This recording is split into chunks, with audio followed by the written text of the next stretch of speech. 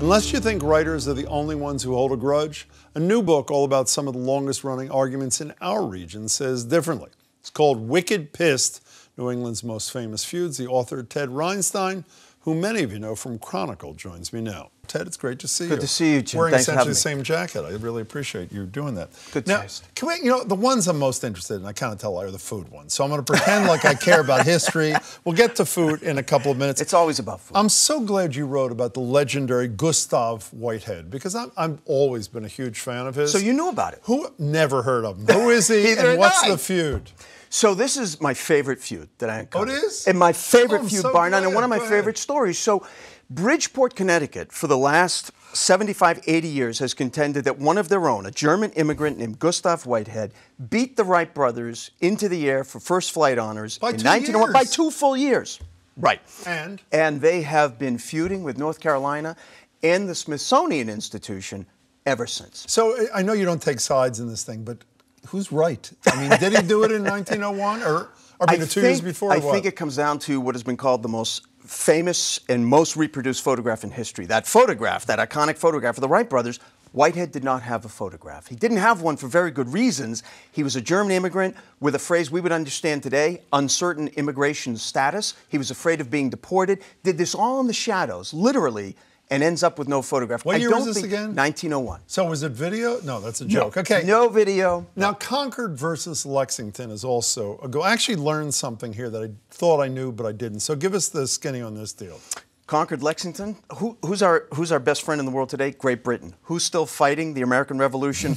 Concord and Lexington. Both of them maintain that they deserve the title of birthplace of American liberty, and they've been going at it ever since. Literally. But Acton and Worcester are trying to get in the mix here too? Acton has a very strong case. You know, Acton lost more people that day than any other town. Is that really true? I didn't know that. Yes. And the first people to fall at the Old North Bridge, which was the first actual battle, were Acton men. Worcester has tried to creep in.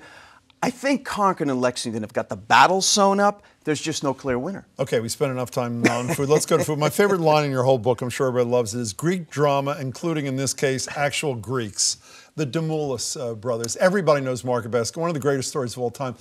What did you learn that you didn't know about the Market Basket fight when you wrote this thing? You know, it goes back, 35, 40 years. I didn't know some of the dirt that was going on when the legal battles were happening through the 70s and 80s. Mm-hmm. That's the stuff that I maintain. If Hollywood makes a movie, there's been a docu made about it. If Hollywood makes the movie, I think that's where their focus will go. I mean, that has drugs and sex and you name it. You know, totally apart from what you're doing, are you amazed by the fact that the they're both surviving, the one who survived as leader, the adored leader of Market Basket, RDT, essentially does no press? I mean, you would think that, not like Market Basket isn't doing well enough, and people like me, by the way, who almost never shop there, now shop there at least half the time out of loyalty to those workers who were so good. But it's a great underdog story. But why does he not, why do you think he's not trying to promote? Jim, I don't know. You're a lawyer, but I've speculated that perhaps in the agreement with RDS, there has been some clause. I have to think, because you're right, it is the Iron Curtain when it comes to press. I have to think that maybe there's been some sort of agreement. Now, and so most of the people who knew me when I practiced would not call me a lawyer, but thank you for the kind words. So the most impactful dispute, a word I've actually never used on television, impactful, it's very impressive, is the one that I think everybody has been part of in their lives in this part of the world, the great Clam Debate. Now, this is, tell us the three places. Well, so first, are you Woodman's, Farnham's, or Clam Box? I love Woodman's. I really, because you know what it is? I love the whole feel of the place. I'm not sure they're the best, but I love the experience. Even I hate standing in lines. They say they invented it. Even the lines I enjoy at Woodman's. I don't know what that's about. But so what's the dispute? Well, the dispute is that you've got these three iconic clam places on the North Shore. On Route 133, you know, what's been called the Clam Highway. Woodman's is the granddaddy. Woodman's claims they invented the fried clam in 1916. But you've got these two other places, the Clam Box and Farnham's, which are all very worthy. And each one of them has legions of fans. How can you not take sides in the Clam Debate? I mean, because I want to be able to eat at all three of them, really, and get my discount there. I'm kidding. Do you know who? My understanding is, you know who actually founded the fried clam was not. It was not Woodman's. Not Woodman. It was Gustave Whitehead. Were you aware of that? No, I've done some research. Thank you. So, Thank you. I I know almost went through my nose. Because you were in the same jacket. So other than Gustave, which I did not know was your favorite, what's the one that was the biggest surprise? I mean, the one about which you knew the least other than Gustave? So other than Gustave Whitehead, it doesn't take a lot for me to have known the least about many things. Yeah, but how about here? But like Gustave Whitehead, never heard of him, had no idea. Do you know where Rudyard Kipling wrote some of his most famous works? Vermont.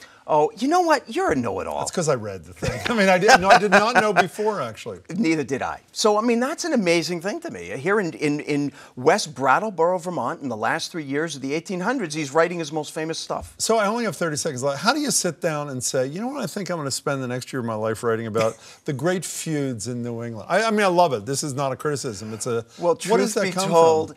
this was actually going to be a chapter in my first book, New England Notebook, Yeah. a chapter on feuds.